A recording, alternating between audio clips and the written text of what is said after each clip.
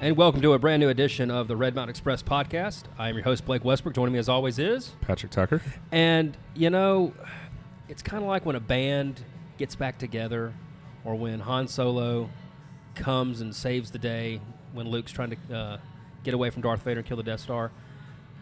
Our Han Solo's back.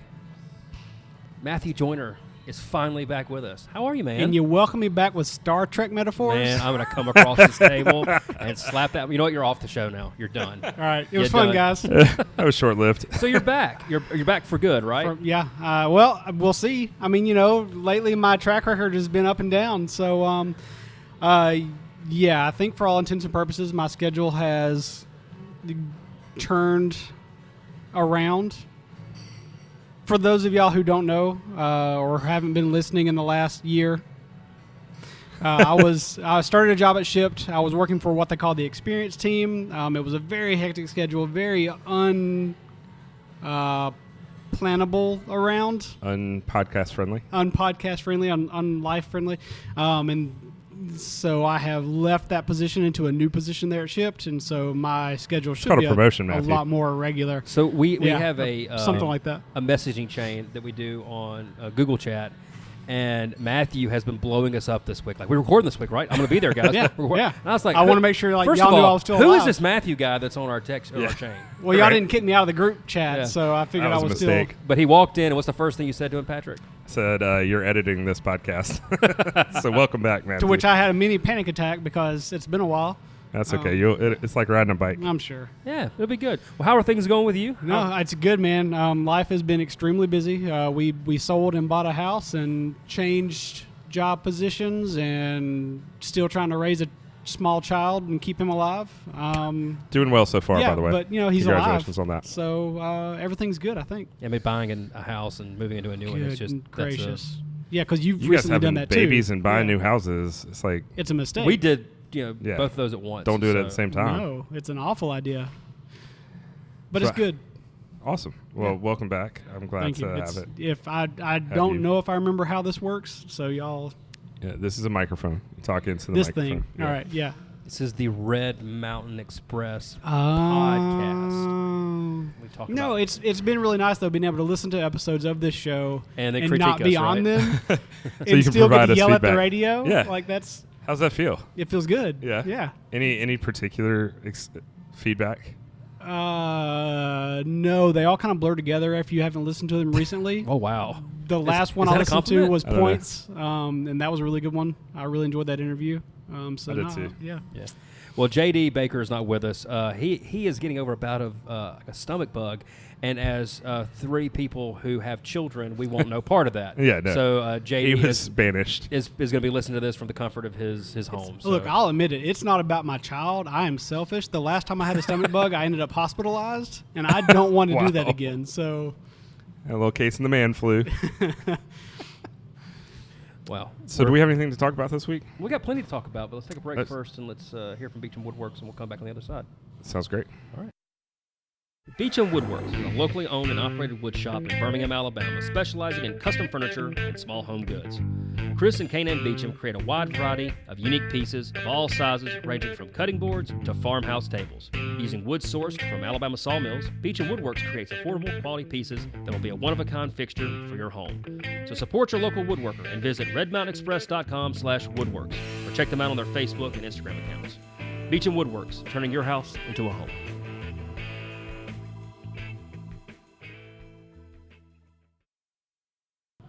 And welcome back to the second half of the Red Mountain Express podcast. Before we get into some news that you can use here in Birmingham, I wanted to mention that we are actually back home in our home recording spot here at the Lumbar, located in Pepper Place on 29th Street.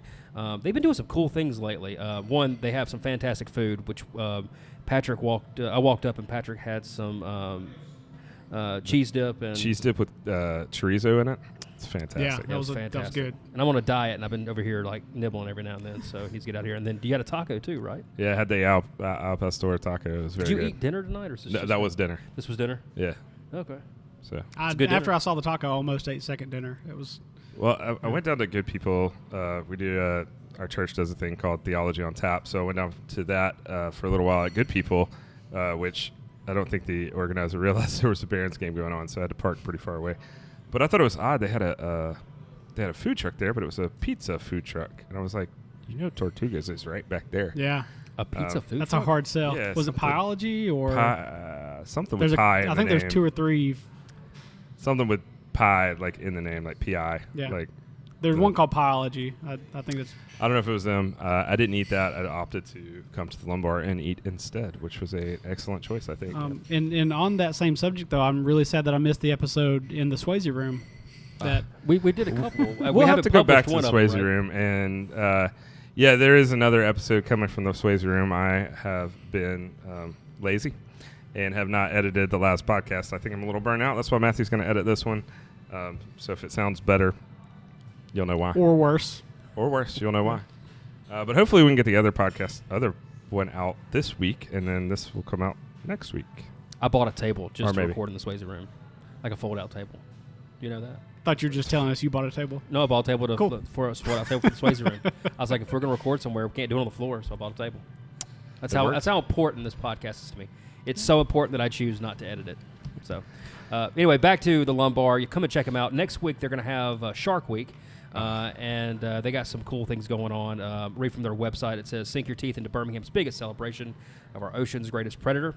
Join us the whole week for Shark Attack cocktails, beach and beer, Jaws movie night, and talks from local experts on our oceans and their resident beasts. So come check them out. They had Apollo Week last week. Yeah, they had Space Week last week. God, I'm so mad I missed that. I knew you'd be upset. Did you see the shirt over No. behind the bar? What does it say? It says it actually is rocket science. I'm going to have to go buy one. Yeah, you're going to have to go buy a shirt. Yeah. It's And a really cool shirt. I'm a space nerd. Y'all all know this. And, last week I was so happy because people were actually paying attention and enjoying something that I've enjoyed, like, my whole life. And then the day after the moon, the celebration of the moon landing, a gentleman by the name of Chris Kraft, who was kind of the driving force behind the space program in its early years, passed away. He was, I think, 93, 94. Yeah. So that was pretty sad. Sad for me. He was kind of one of my personal heroes. But yeah, it was a cool week. And, the Lumbar was celebrated here, and they're going to be celebrating Shark Week next week. And that's July 29th through August 3rd. Sounds like fun. Yeah. So check them out.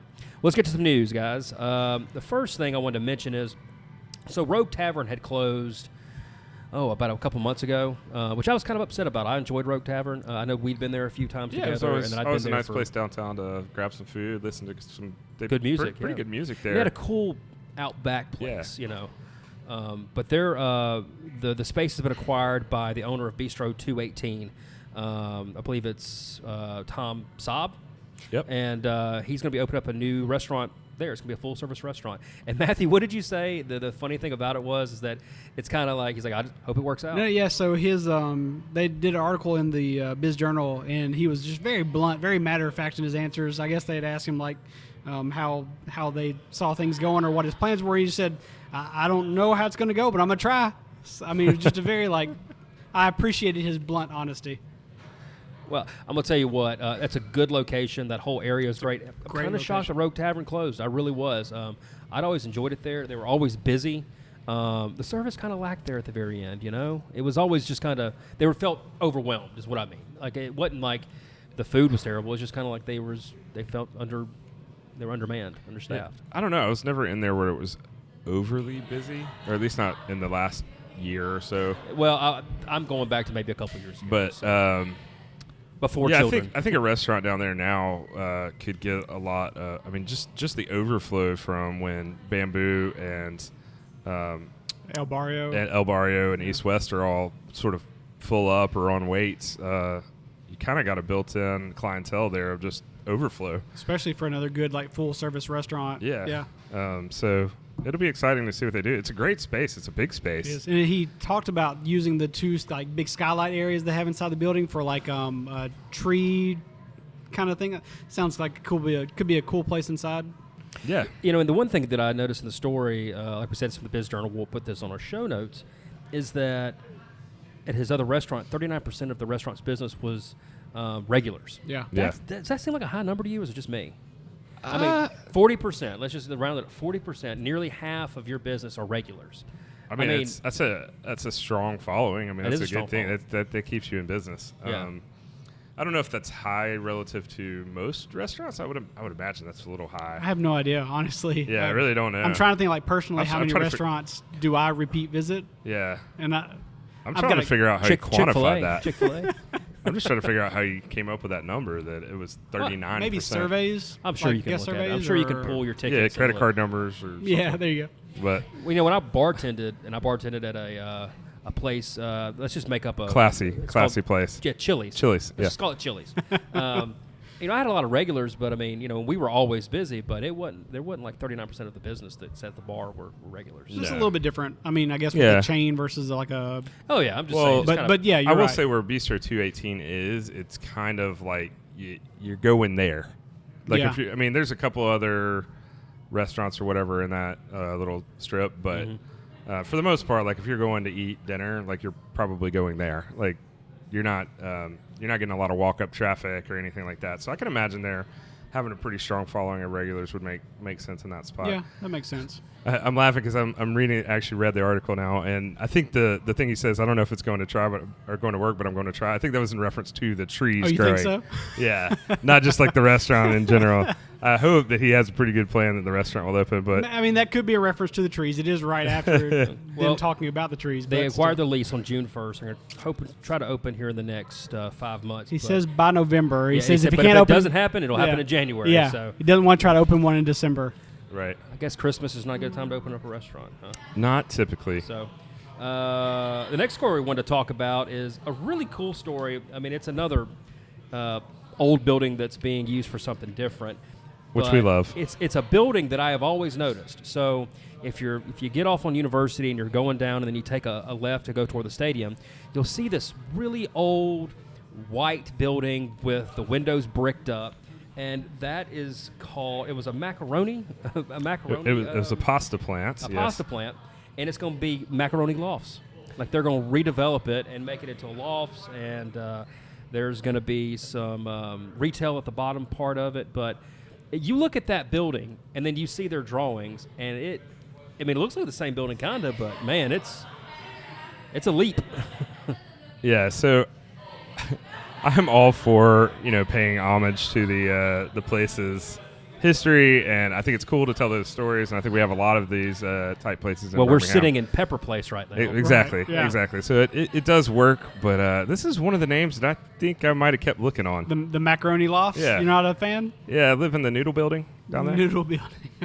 I mean, Pasta place. the pasta place. I mean, I think they missed some good opportunities here for some. They great talk about names, the name like- in the article, though. They say, where did the name come from and why is it so unique? And, apparently it was Birmingham Macaroni Company. So, you know what? That's Somebody's cool. father worked there and, That's cool. was paid a not great wage. It's not a creative name, but I get it. It's Automatic Seafood is based off Automatic Sprinkler Company. Sure. Yeah. I mean, it's pretty much the thing to do. Just like yeah. buy a building, figure out what used to be in there, name it that. People enjoy history, especially in a city like Birmingham. Yeah. We have a lot of history, so it's nice to be able to call back to it with modern amenities like this. But it is. Well, look, they silly. could have torn it down, built something crappy, and called it like Afterglow or some crap. I'm just saying. Let's be a little grateful for it. I'm not hating really, but I just think this one's kind of funny, like that it came out as Macaroni Lofts. Yeah. I don't know. I'm with you. So it's located on 4th Avenue South and 14th Street near the park. It's right down the road from the stadium. You can see it. But it's going to be pretty cool. Like I said, they're going to have retail at the bottom. They're going to have lofts everywhere. 6,000 square feet of retail on the ground floor, and then lofts. Yeah, I think I always say this every time they put in like rendered drawings of what the place is going to look like. It looks awesome. So if they get pretty close to what it should look like, then I think it's going to be great. 35 residential units ranging from 347 to 1,700 square feet, kind of around 347 square feet. Man. That's a dorm room. That's a dorm. Yeah. That's, that's a sale Which, in based Atmore. based on location, you're still close to UAB. Like that might be a good student. A good friend that I work with, who I think you've actually met, he lives in a studio apartment, and he loves it. Now, he tells me everything he has in there, and I've yet to see it. It's kind of got to be a clown car the way he talks about it. But he talks about how it's just the right size for him. He doesn't need anything bigger. So I guess 347 square feet is good for everybody. I don't know. Like if Some I people. were a single man who worked downtown and could enjoy a space like that. I mean, you've also got Monday Night Brew coming in like right there. You've got the stadium right there. You've got the new Denim Building apartments. Right. Like that whole mixed-use place going up. Which we talked about a couple episodes ago, correct? Yeah. There's a lot right there to enjoy, even if your actual house is only 340 some odd square feet. Yeah, I mean, you're probably not going to be in there that much. Right. Just going to hang out.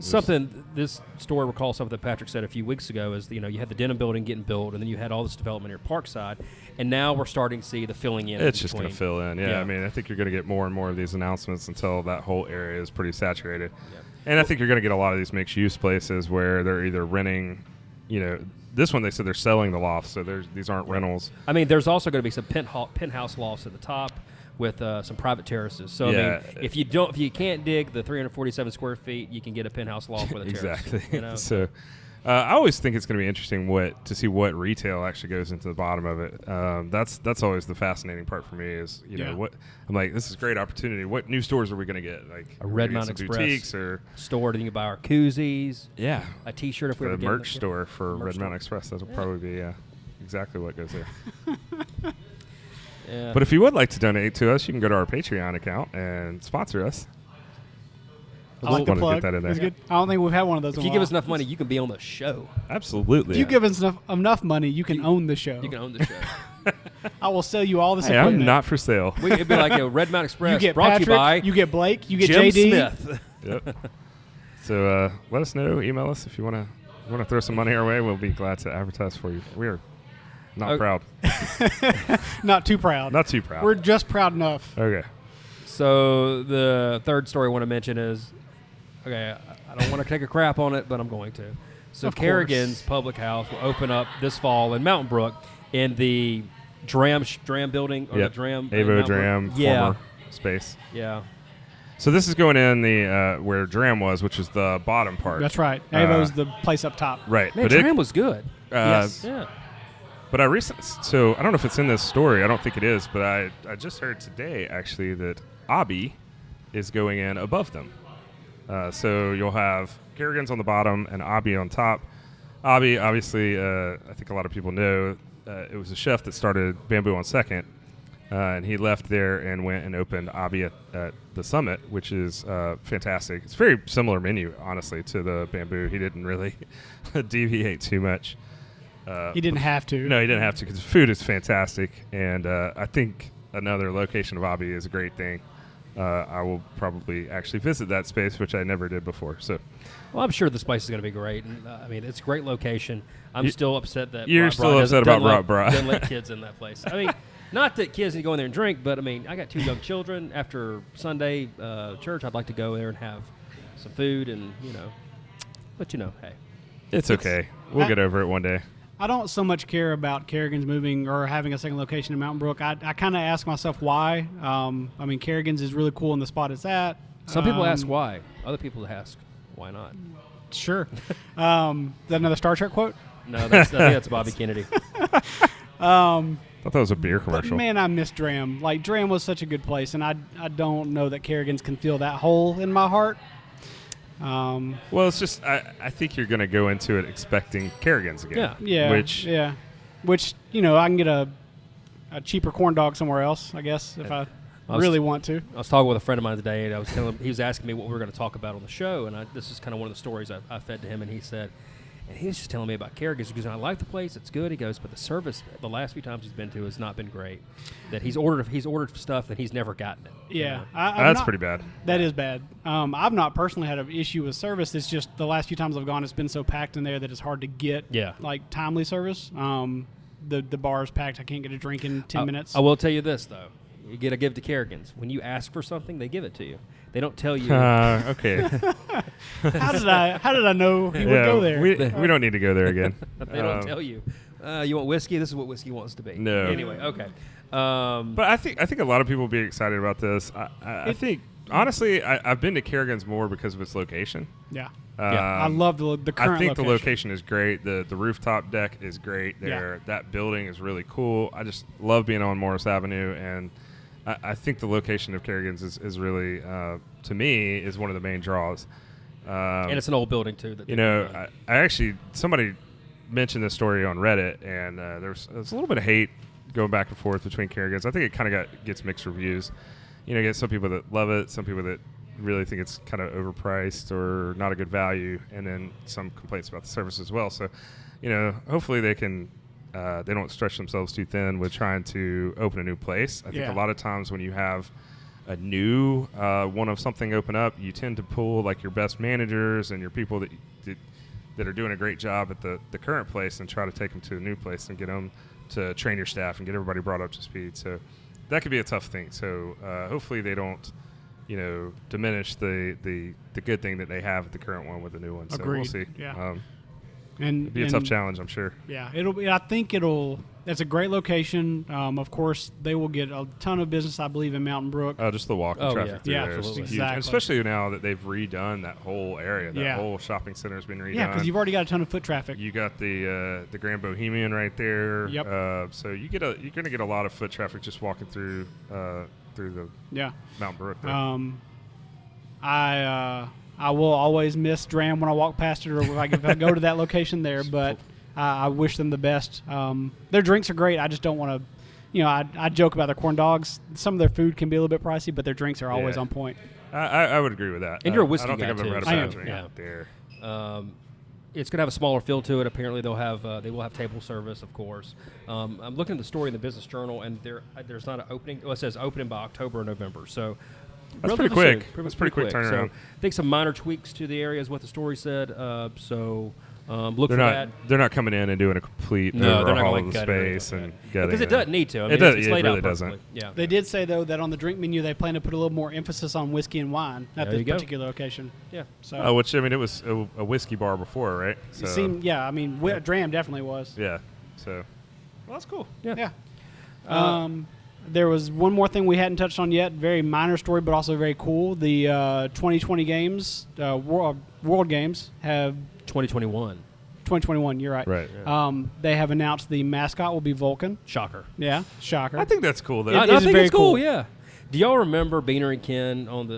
Yeah. You remember Love Vulcan used to do Beaner the weather? Yeah, traffic. It's 75 Vulcan degrees. Remember that? And he'd always be counting something like, hey, Vulcan. He'd be like, 25, 26, 27. Yeah. So anyway, I wish that would be the Vulcan that would show up. Like, you know, how many medals do you have? He has 12, 13, 14 medals. Oh, hey, everybody. 14 Vulcan medals. Vulcan, how about an update on the medal count? The United States has 21 Vulcan medals. You know, it'd be cool. I miss Beaner and Ken. I miss the X. I do miss the X. See, I didn't start listening to that do you until I have moved to Tuscaloosa. So I had someone send me all the live. That was in me. The X. Was it you that sent me those? Yeah. Oh yeah, I still listen to those all the time. It's such a good playlist. It was like I really missed 1077 the X. And it was just a giant playlist of stuff from like Live in the X Lounge, stuff that was featured heavily on the X during its heyday. Yeah.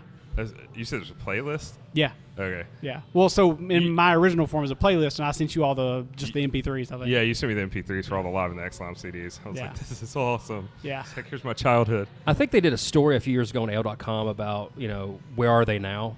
And so I'll have to find that and see if we can feature it at some point. But where are they now on Beaner and Ken? Yeah, because I mean, because that's what the world needs right now. Yeah, absolutely. So the last story I wanted to kind of feature is the Sidewalk Film Festival. They finally announced their lineup. The festival is going to be August 19th to the 25th, and it's going to be at the Film Festival Center and Cinema, which is almost done. They've put some pictures out. They've got the seats partially in. Okay. But it looks good. It looks really, really I'm good. vowing on this that I will go to the Sidewalk Film Festival this year.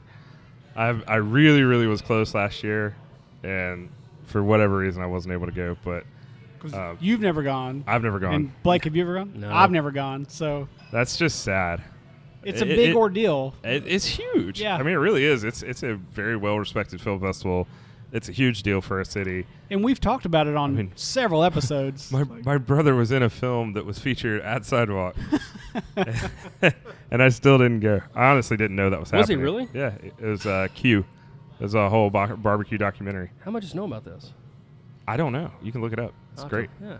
Okay. It's great. They went through a bunch of the barbecue places in Birmingham. It's really, really cool. He's the last one on there. He kind of gets the last laugh. Well, one of the movies that they're going to talk about is called I Want My MTV, and It talks about the MTV channel and how it got to be, what it is today, which apparently doesn't show music anymore. But it talks about... That's news to me. Yeah, it talks about Birmingham native who was an MTV VJ, and then they also have some titles from the 1980s, including... and it says Star Wars Episode 5, and it's not. It's just The Empire Strikes Back. Can we quit calling it that? It's The Empire Strikes Back. Anyway, The Empire Strikes Back, The Karate Kid, the original one with Ralph Macchio. Love it. Mystify, a documentary about the 1980 heartthrob and former frontman of NXS. All right. Okay. Scream Queen, My Nightmare on Elm Street, a documentary that focuses on Mark Patton, the star of the 1985's A Nightmare on Elm Street 2, Freddy's Revenge. Okay. And then there's going to be some other movies. In Fabric, horror comedy about a red dress that's beautiful but cursed.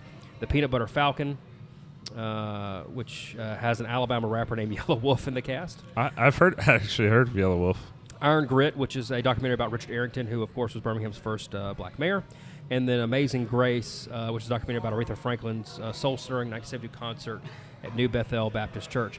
And there is one, the Peanut Butter Falcon is with Shia LaBeouf. Is that right? Yeah, Matt? That's right. I've seen the preview for that. And it so what is really it about? Good. Tell our... It's just a general overview. It's Shia LaBeouf. He's like a wandering vagrant type character. And then there's the main character, I think, is a guy who has Down syndrome, like actually in real life playing this character, who really aspires to be a wrestler. Like WWE style wrestler. That's awesome. He escapes from his home and then meets up with Shia LaBeouf, and they go on this adventure, like a Huck Finn style adventure. Blake's going to pull up the trailer right now. I just put in peanut butter, and the first one thing that came up. The preview was great. I mean, it really seems like a really great. It's got 100% on Rotten Tomatoes. Yeah. So with 9 reviews. I mean, that's hey, come on, that's not bad. So check out the Sidewalk Film Festival. It's set for the 23rd through 25th. They're going to have spotlight screenings the week before that on the 19th through the 22nd, or that week, the 19th through 22nd. So you're going to go this year, right? I'm going this year. No, you're going to take the microphone and kind of... That'd be cool. You should. Go interview some folks. You think we can get media credentials to the Sidewalk Film Festival? I bet we could. We're media now. We probably know some people that could probably hook us up. I think you're right about that. Yeah. Yeah. Let's do this. I mean, y'all can do it. I mean, I don't got time for this. I have 2 children now. Look forward to this special episode from Sidewalk Film Festival. Sidewalk. Yeah, so check that out. So yeah, that'd be cool. This has been a good episode. I've enjoyed it. It's good to be back. Great to have you back, Matthew. Yeah, thank you. You're going to enjoy editing this, aren't you? Oh yeah. There's been no missteps though. We've been pretty good. Yeah, so far. I mean, barring that the equipment didn't fail us, which has happened, Still hoping. or you didn't scream into the mic when you got excited. Only a little. Yeah, I mean, I probably did too. It's good to be back. Have you been listening to new podcasts or anything while you've been gone? No. So when I tell y'all that I was too busy to do anything, I really mean like I worked. There have been a couple times, slept. like knock 3 times, you're still alive, man. Yeah. It was crazy. It's good to be on the other side of it. So like you sleeping better at night? I mean, is it just? Yeah. Have more time to sleep. That's great, man. Yeah. I'm only a week out of it, so I haven't fully recovered yet. Talk to him in a week. I do not mean to say anything disparaging. Look, the guys and girls that are on the experience team are what keep ship afloat at night, like 24/7. But being on the other side of it, it's just a completely different ball game. Like personally. Yeah. Well, that's great. Well, you're still rocking the ship shirt today. Oh yeah, for sure. I think we're all rocking shirts of our employer today. We are. Absolutely are. That's what happens when you record like after work. That's exactly right. Well, good episode, JD. We hope you get to feeling better. We'll see you hopefully next week. Remember, you can check us out on redmountainexpress.com. We'll have show notes and also links to this episode and the previous episodes that you can check out.